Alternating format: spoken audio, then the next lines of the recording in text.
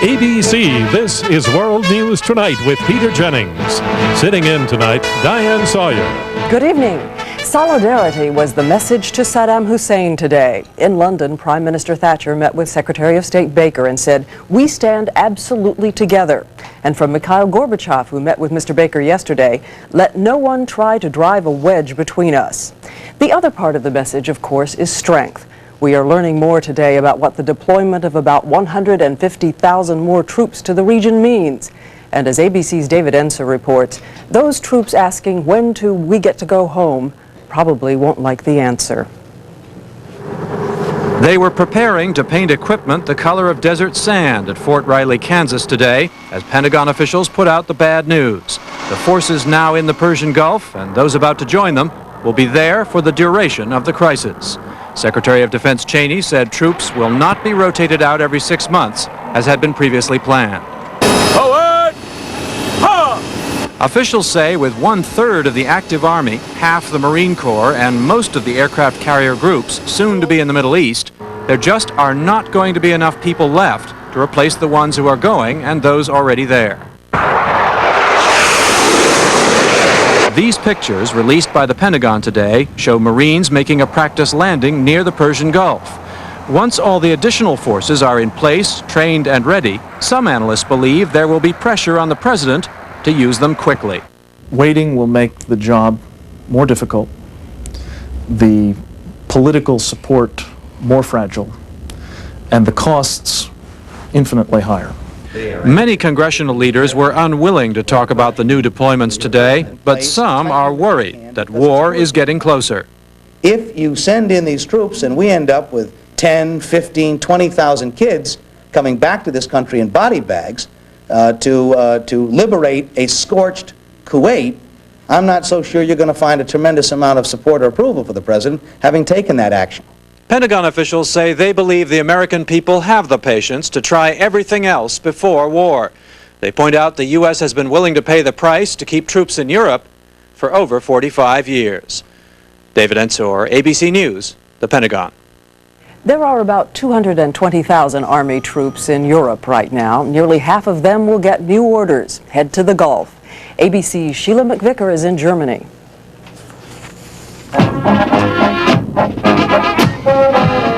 The troops in the colors of the 3rd Armored Division were among those on parade at Wiesbaden, Germany today. After these tank troops and others are redeployed to Saudi Arabia, American ground forces in Europe will be cut in half, the lowest level since the Cold War. The decision to move more than 100,000 troops out of Europe quickly reflects a new confidence in security here. As a general said, the Pentagon wouldn't have made this decision if it would put at risk everything we've worked to ensure for 45 years. I'd say you can do without them under the conditions that are presently existing. What we don't know about is the future. So we'll have to see as you go along. More of the Army's new M1A1 tanks will be leaving for the Gulf, equipped with air conditioning systems that offer protection against chemical weapons. U.S. forces here have trained in the mud of Germany, not desert sand. But in battle, they will face familiar equipment. The Iraqi army is essentially Soviet-equipped and was Soviet-trained. The NATO forces have been practicing for the kind of tactics which they are likely to encounter. At the base of the 1st Armored Division in southern Germany, soldiers were also told this morning their unit will be moving out. That's my job. I'm going to go and do what I'm supposed to do. I spent 2 years in Vietnam, and I'm not really looking forward to it. They've been ordered to leave as soon as possible, but it will be a month or more before they arrive in the Gulf. Sheila McVicker, ABC News, Wiesbaden, Germany.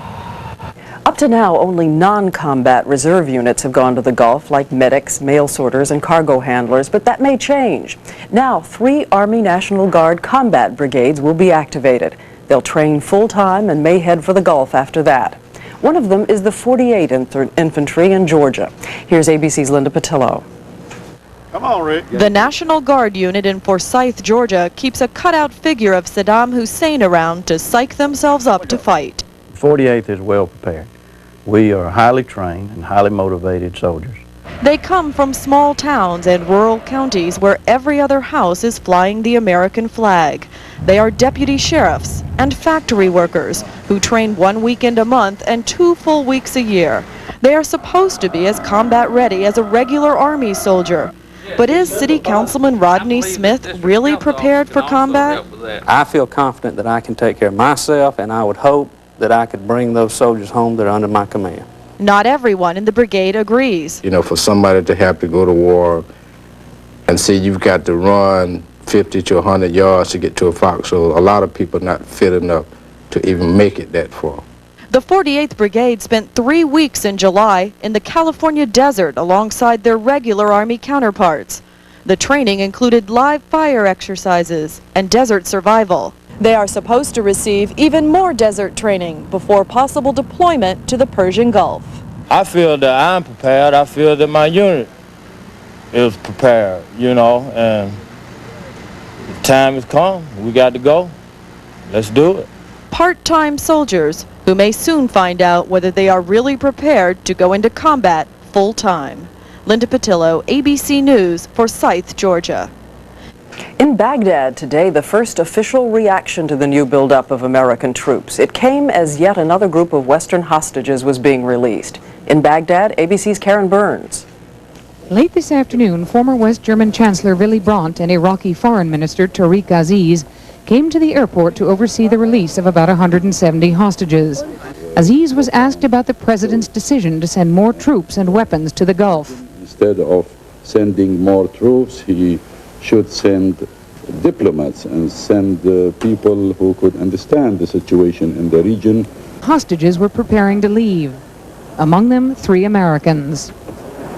Don Swanky and his wife Brenda were living in Kuwait when they were captured by Iraqi soldiers and sent to strategic sites in northern Iraq. Treated my wife like a lady and treated me like an irate hostage. Miles Hoffman, who was shot in the arm after the Iraqi invasion, appeared to have had a different experience. And good riddance. Despite the fact that hostages are being released, the Iraqis have not altered their stance on Kuwait and continue to try to split the international alliance. More now than ever, Western and Iraqi officials and people on the street seem to be resigned to the notion of war. Karen Burns, ABC News, Baghdad.